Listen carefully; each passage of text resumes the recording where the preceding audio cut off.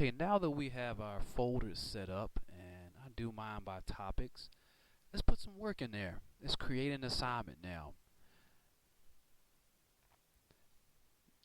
To create folders that contain your assignments, you'll go to Add, and you'll create a folder. Now within this folder, you can place all your assignments. I do mine by days of the week. And I'm just going to pick on, let's say, Thursday.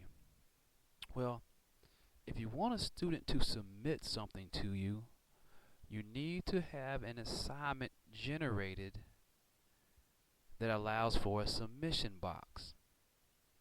Well, this is one of those things. It's a different little picture here you can see. And by clicking on this, the students will see a submission box and they're able to turn in assignments. And I'll show a picture of that here in a second. And this is another assignment. I like to give video lectures, somewhat similar to what I'm doing now. And the students will have to answer key terms and questions based on the lecture. And I'll try to spend too much time on this video, and I will demonstrate that.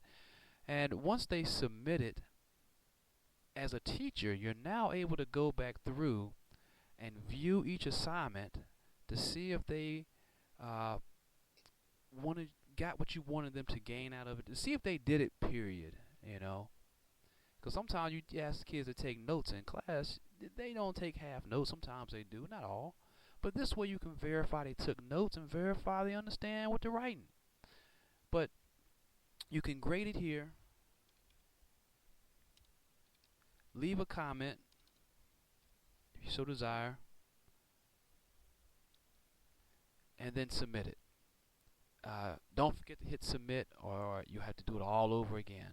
And like I said before, I really don't do a lot of grading on there, so mine all say need grading because I put mine in Power Teacher instead of doing it twice. But that's just me, you know.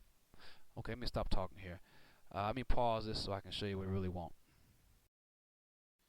Okay, I'm in the folder I created as a sample assignment. Once I click on the folder that I want the kids to have access to, I will now add an assignment for them to do. Whatever the case may be, whatever the assignment you want, you simply indicate it here. You can attach videos here if you have a video to go with it.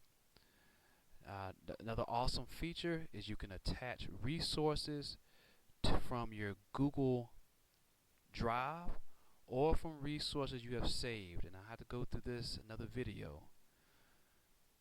And let's say I want to insert a resource from my Drive folder. You'll click on Google Drive.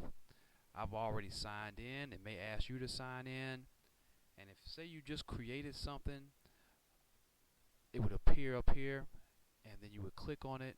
You would go to import file, and it would take a few minutes, hopefully not long, and it would import that file here. The next important thing that you must do is select a place to put it. So is this a classwork? Is this a Quizlet? Is this a test? Is this a video notes? And then select the point value that you want to give to it. And even if you're not, like me, putting grades in here, if it's something I really want them to do, I may put 100 points. They don't know what I'm doing. And create. So I've created one of those. The next thing that I'll use is a page or text box. I want you to create one of these. Now the difference with this one, I use this one to give links. So I want the students to go to a particular website. So I will give a link. And to hyperlink it, I will do this right here. I would paste that to hyperlink it, insert it. And you can have it where they can comment. And I think that's by default, I believe. I have to look at that. But here you notice there's no grade, and this will not appear in the grade book. This is a resource link.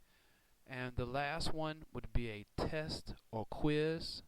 And I have to do a video on this separate as well. And to create a test, you'll simply put the test name, I use these for worksheets, not just tests, but if I wanted to have a self-graded worksheet, I'll do the same for this. And pretty straightforward. You add your questions here, whatever questions you want. Settings, if you want to include links. And I have to do a whole separate one on tests, I believe. But create an assignment, create a page, and create a test. All right.